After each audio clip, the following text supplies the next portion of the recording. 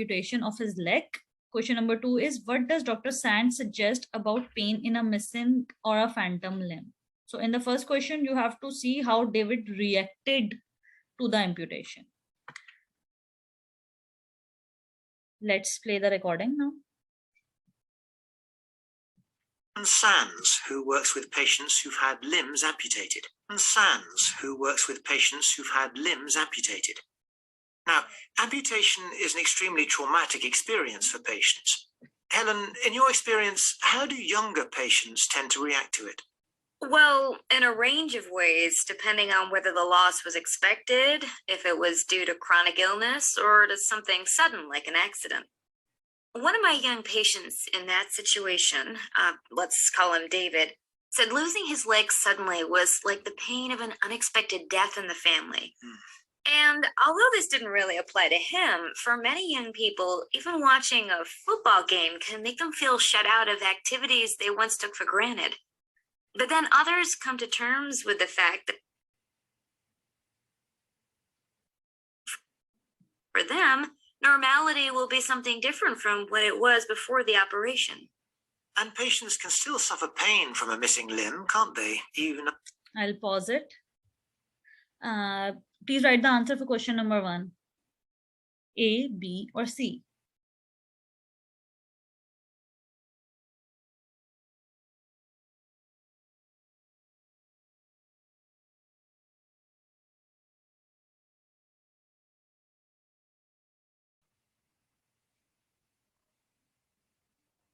Yes, everyone said B and they are correct. Very good.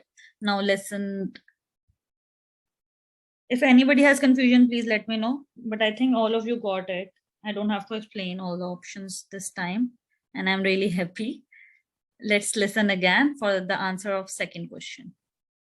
After the limb's been amputated, what's called phantom limb syndrome. How common is this? Well, the phenomenon was first observed many years ago in soldiers who'd lost a limb in combat.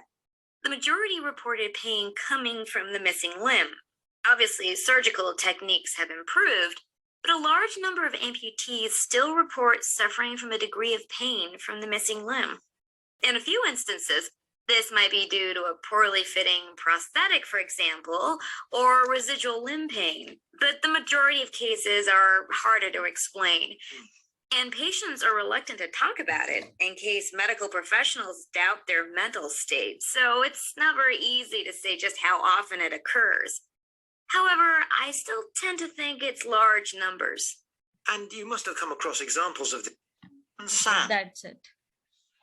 Please write your answers for question number 2. A, B, or C?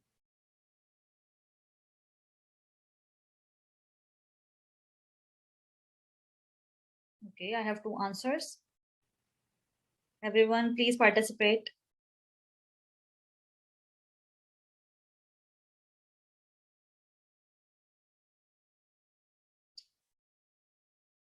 One answer is A, second one says B. What do the remaining first people say? We have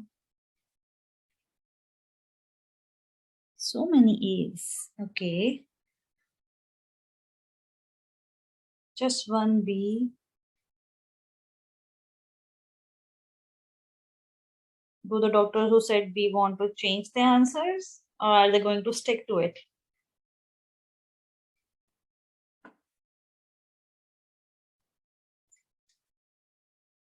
Okay, we have enough answers. The correct answer is A. Underreporting by patients makes it hard to know how frequent it is. Since a few of you, a few of you said B. Why it's not B? Let's listen again and you'll know. Different from what it was before the operation. And patients can still suffer pain from a missing limb, can't they? Even after the limb's been amputated. What's called phantom limb syndrome. How common? First observed many years ago in soldiers who'd lost a limb in combat. The majority reported pain coming from the missing limb. Obviously, surgical techniques have improved, But a large number of amputees still report suffering from a degree of pain from the missing limb. In a few instances, this might be due to a poorly fitting prosthetic, for example, or residual limb pain. But the majority of cases are harder to explain. So she herself told the cause, and then she negated it, that it might be due to a physical cause, like maybe a poor fitting denture or the prosthetic, but most of the cases are mostly related to underreporting by the patients. That makes it hard to know how frequent it is occurring, because the patient might think that the doctor will question their mental state. Okay, so the answer is A.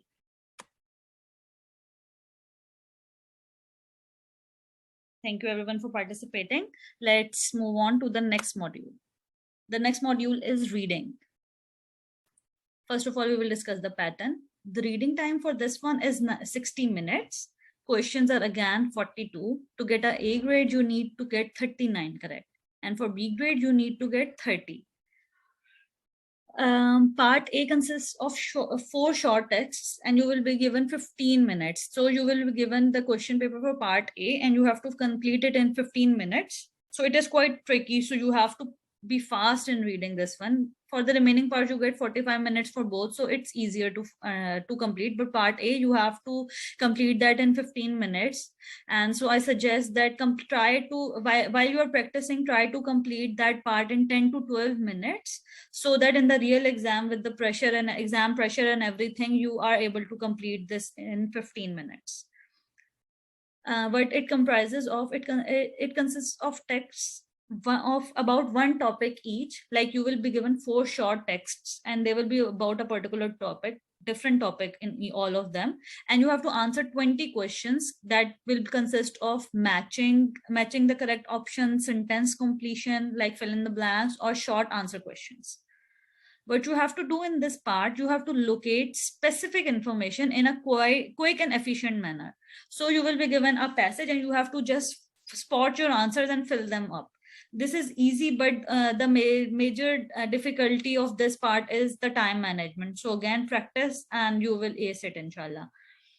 Part B and C. These are longer tasks, and you will be given 45 minutes for both. So they will take the question, the answering sheet for part A from you, and then they will give you the question paper for the part B and C. And you have to complete them in 45 minutes, and you can distribute the time as you like. I would suggest give 20 minutes to both tasks, and you will be left with 5 minutes as your buffer time. Part B comprises of 6 short texts. The short text can be of 100 to 150 words each, and for each text there is 1 3-option multiple choice question. And what you have to do in this one, you have to identify the detail, gist, or the main point. Again, similar for part B of listening, you have to identify the detail or gist of the text. Part C, the part C comprises of 2 texts. These texts are a bit longer than the previous one, or both consist of almost 800 words each. And for each text, you have to answer 8 multiple choice questions. So you will get 8 into 8, 16 questions for part C, and you will get 2 texts. Here you have to identify and the detailed meaning and opinion that is being discussed. Okay.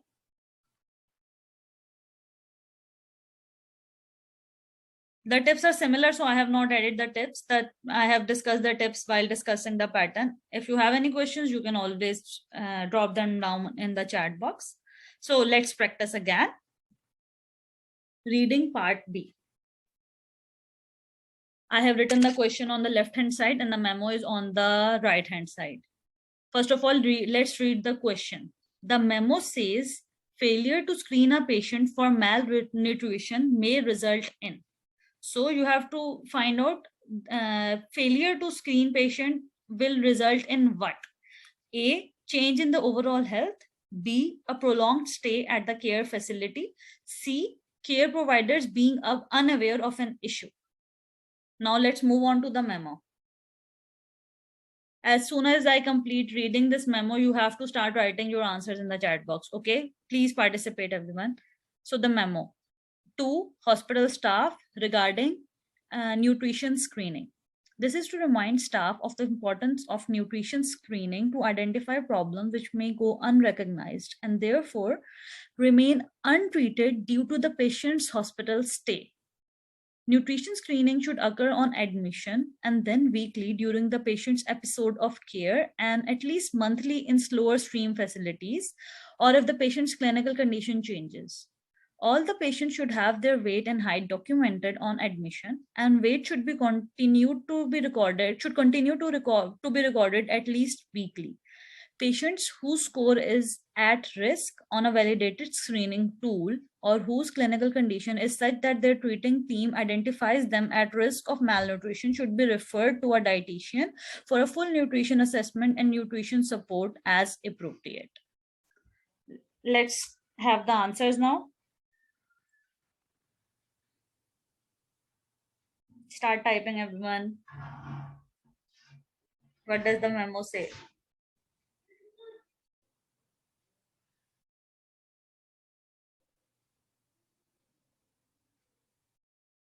I have one answer. Okay. Everybody else, what do you think?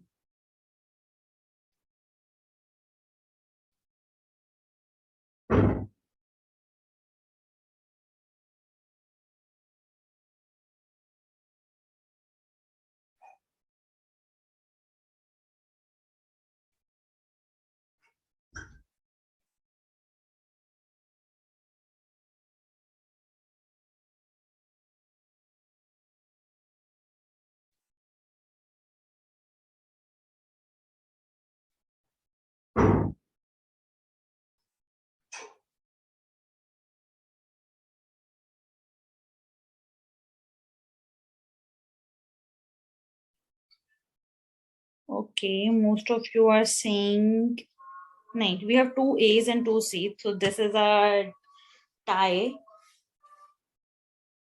Anyone wants to break the tie?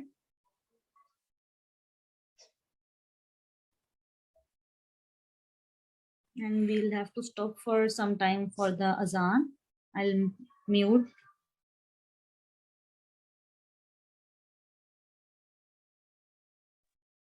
Okay, so Mr. Ali has broken the tie and he has by voting for a C, and the answer is correct. C is the correct answer, and let's see why. You didn't even have to read the whole passage for this answer. It says clearly in the beginning that the memo says failure to screen a patient may result in what?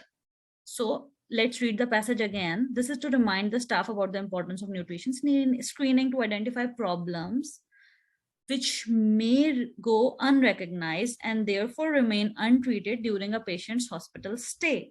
So the importance of screening is because it may result in patient remaining untreated. So the answer would be C, care providers being unaware of an issue. So they might discharge the patient without knowing that they have an issue. So that is why nutrition screening is so important. So those who said C are correct. And a change in overall health and B options are not correct because we have to find answer what malnutrition may result in. Okay, the failure to screen may result in. So C was correct.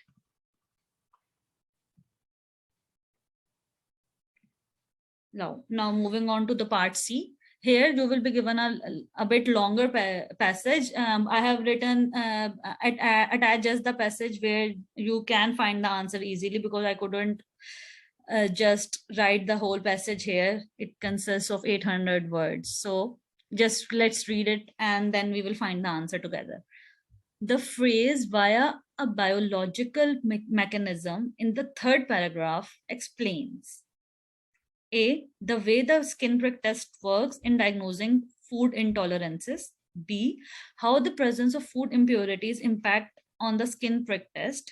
Why the skin prick test may not accurately diagnose food intolerance. How food allergies are triggered by substances used in the skin prick test. Okay.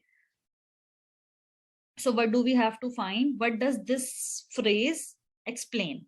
So here we won't, you just have to find that particular phrase in the passage because you don't have time to read the whole passage. So for your ease, I have colored it in a different color via a different biological mechanism. Here it's written in yellow. So let's start reading a few lines before that, and we will find how it explains actually. This testing method is, however, somewhat unreliable in detecting intolerances. So option A has been excluded because while not fully understood, they operate via different biological mechanism, possibly involving chemicals in food irritating nerve endings in the body.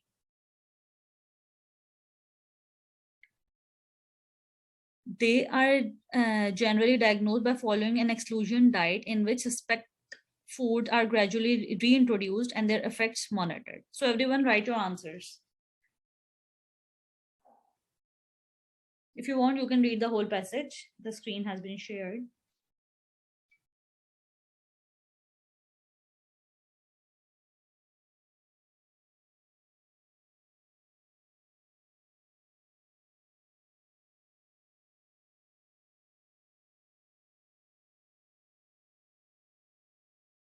I'm waiting for your answers, everyone. Keep them coming.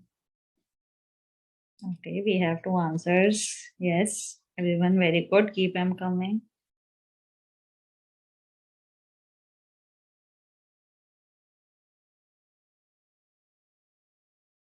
Everyone, you won't get so much time in the real exam, so be quick. We have two answers. Where is everyone else?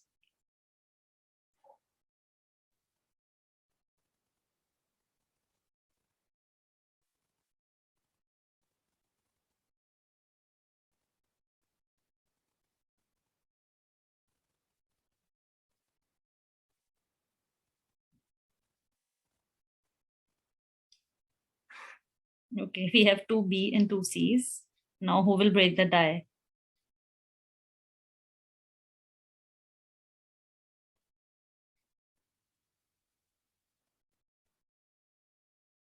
Waiting.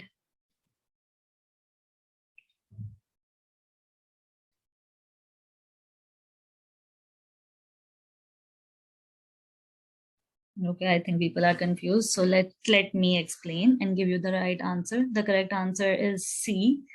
Let's read again and we will find out. The question is the phrase via a different biological mechanism in the third paragraph explains. You have to find what this phrase means. Okay, so let's start reading again. This testing method is, however, somewhat unreliable in detecting intolerances. So it shows that it is unreliable, and now let's see why. Because while not fully understood, they operate via different biological mechanism, possibly involving chemicals in food irritating nerve endings in the body. So this explains that why the screen test, prick test may not accurately diagnose food intolerances. Did you get my point? Those who commented B, do you get my point? Please reply with a yes or no, or I can explain it more.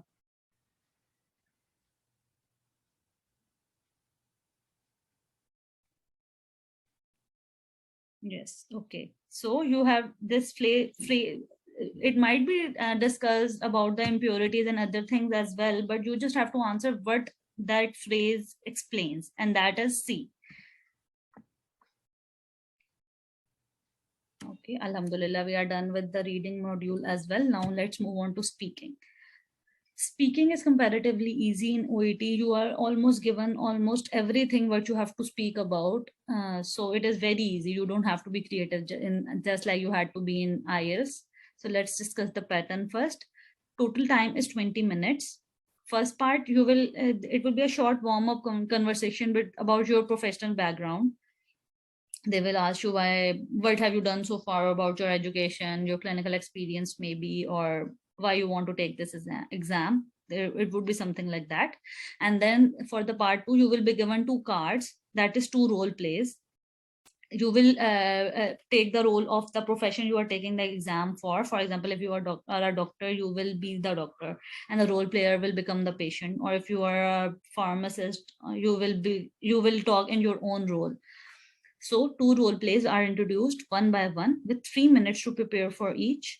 You have plenty of time to prepare, okay? And to speak about it for 5 minutes each. So you will be given the card and you have to prepare for it in 3 minutes. If you have any questions about the task card, you can ask the examiner at this point. And after that, when you are ready, the recorder will start and you have to speak for 5 minutes. You test the interlocutor plays no role in the assessment of your performance. I have added this line because in IELTS, the examiner marks you, but here the interlocutor will have no role. The recording will be assessed, your conversation will be recorded and it will be tested by different examiners. So in the real exam, at least in my exam, the interlocutor was looking down or she was doing her own stuff and I was just speaking on my own, which was a bit awkward, but again, they don't play any role. So if you just ignore what they are doing, just focus on your speaking. Just imagine someone listening to you and start speaking. Marking criteria. The marking criteria is important for this one. That is why I have made a separate slide for that. You will be based on 2 things. In IELTS, you are only marked on linguistics criteria, but in OET, you will be marked on linguistics as well as clinical communication.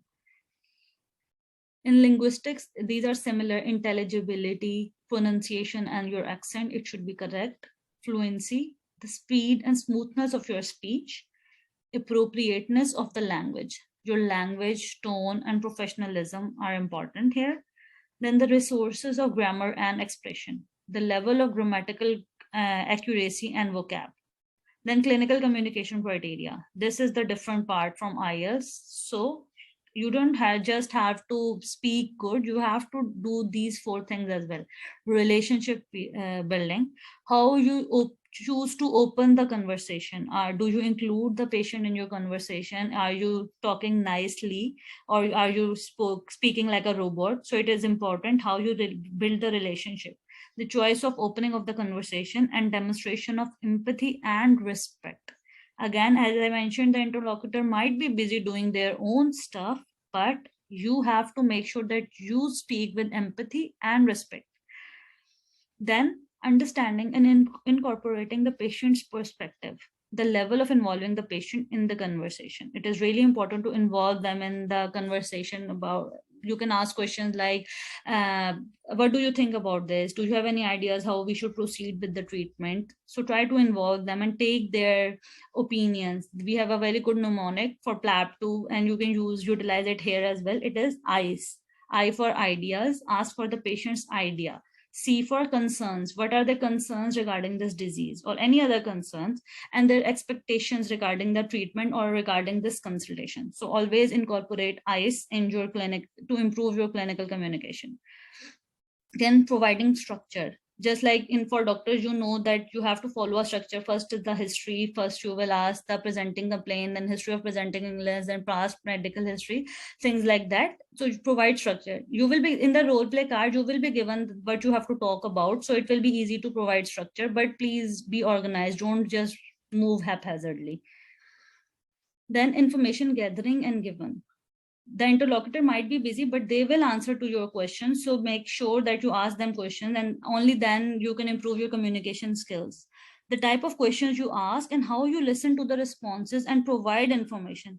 Again, you might think that I am being judged on my speaking, so I can interrupt the interlocutor or be hasty in starting your own conversation. But no, you will lose your points if you interrupt the interlocutor. So the type of questions you ask should be respectful, empathetic, kind, and how you listen to the responses. You have to show your attentiveness because only the real examiner will hear your recording. They won't be seeing your expression. So try to incorporate words like this will show that you are listening closely. And provide information and check if it is being understood. So if you are giving them a treatment plan or you are giving them some precautionary measures, just keep on asking, are you getting my point? Is this clear so far? Are you happy with that? Or I can repeat it for you. Just make sure that they are with you, okay? Involves them as much as you can. These I didn't add any sample for this. This is for you to practice on your own. From the practice material that I will give you, you will find many role play cards. You can also find them on the official OET website, or you can find them on Google very easily. But please practice. Moving on to writing. The writing part is comparatively easy if you just understand the gist of the part. Let's discuss the pattern. You will be given just one task, and as compared to IELTS where you are given 2 tasks, here you will be given just 1 task. The total time is 45 minutes. What you have to do is write a letter. Usually it's a referral letter. Sometimes it can be an alternative letter, for example, a letter of a transfer or a letter of discharge. For other professions, it would be according to the letters they normally write in their profession while working in their profession. So it would be relevant to your profession, okay? And along with the task instructions, you will receive a stimulus material. Like the task will be mentioned in the end, and you will be given the stimulus material. Again, guys, if the time runs out, please rejoin with the same link, but don't leave right now. I will tell you when you can leave and join again, okay? Just stay with me for a while. Along with the task instructions, you will receive a stimulus material, case notes, or other related documents, which will include information to use in your response. Like you will be given a task, and then you will be given case notes or other documents, what you have to write the letter about and what you have to write in the letter. Okay. So everyone,